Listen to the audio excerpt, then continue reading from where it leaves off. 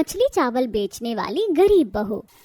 आज तो बड़ी जोरों से दिल कर रहा है कि काश मेरे खाने के लिए आज मछली चावल होते, लेकिन बस क्या करूं, ये बंगाल थोड़ी है, ये तो दिल्ली है। दिल्ली यहाँ मछली बहुत महंगी मिलती है, हम गरीब कहाँ ही खा सकते हैं।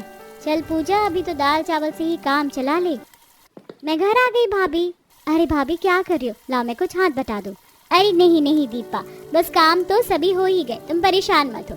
ये लो पानी और अपना पसीना सुखा लो, तुम्हारे भैया भी बस आने ही वाले होंगे, तो फिर उनके साथ खाना खा लेना। ओके भाभी। पूजा की बात को सुनकर दीपा भी अपना पसीना सुखाने को बैठ गई, जिसके बाद कुछ ही देर में काम पर से सुरेश भी आ गया और पूरा परिवार खाना खाने लगा। सुरेश पूजा का पति था।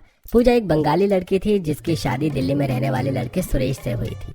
उसके सास ससुर बिहार में रहते थे और पूजा की नंद और पति परिवार से दूर दिल्ली में काम और पढ़ाई की खातिर रह रहे थे। पूजा भी उनका ख्याल रखने को दिल्ली में ही रहती थी। पूजा, थोड़ी सी दाल डाल दो। जी हाँ डालती हूँ। आप इतनी कम दाल क्यों खा रहे हो, ठीक से डलवाओ ना। क्या बात है जी, बड़े थके थके लग रहे हो। अरे कुछ नहीं। नहीं भैया कुछ तो है, आप कभी इतने परेशान नजर नहीं आए, बताओ ना कि क्या बात है। अरे बस क्या बात होगी, गरीबों का तो एक जैसा ही रोना है, घर की टेंशन। अब भी देखो, मालिक ने धीरे धीरे करके 3 घंटे काम के बढ़ा दिए हैं और पैसे पर कोई फर्क नहीं है। घर का किराया, बिजली का बिल, फिर राशन और माँ बाबा को भी कुछ भेजना ही पड़ता है। बड़ा दिमाग खराब हो रखा है।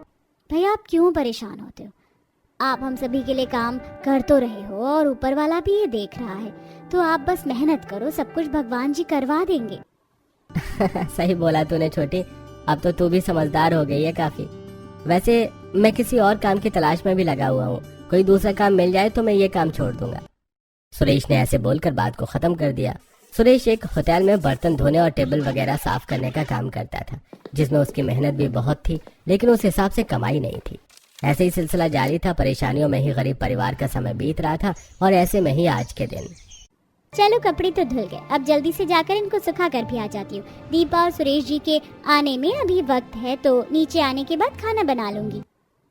पूजा अपनी छत पर कपड़े सुखाने को जा रही थी कि तभी वहाँ पर उसकी पड़ोसन मेघा आई।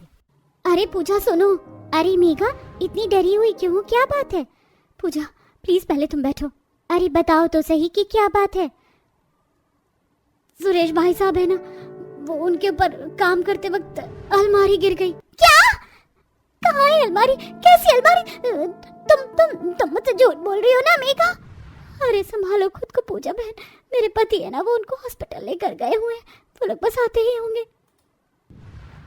मुझे सुरेश जी के पास जाना है, मुझे उनके पास ले चलो। अरे वो बस आने वाले हैं, संभाल खुद को पूजा। पूजा सुरेश के चोट लगने की खबर सुनकर आपे से बाहर होने लगी। मेघा ने उसे कैसे कैसे संभाला, जिसके बाद कुछ देर बाद ही सुरेश को मेघा का पति राम पकड़कर घर ले आया। सुरेश के सिर पर पट्टी थी, एक हाथ टूट गया था और एक पांव में भी चोट थी। सुरेश जी यहाँ बैठिए, ये क्या हो गया जी, कैसे लगी आपको इतनी चोट? अरे पूजा बहन, वो तो शुक्र मनाओ कि उस वक्त मैं रेस्टोरेंट में था, नहीं तो सुरेश को कोई देखता भी नहीं। मैं बताता हूँ कि ये चोट इसको कैसे लगी। राम राम सुरेश जी। राम राम। बड़ी मेहनत करते हो वैसे तुम इस रेस्टोरेंट में। इसी मेहनत से तो घर चल रहा है।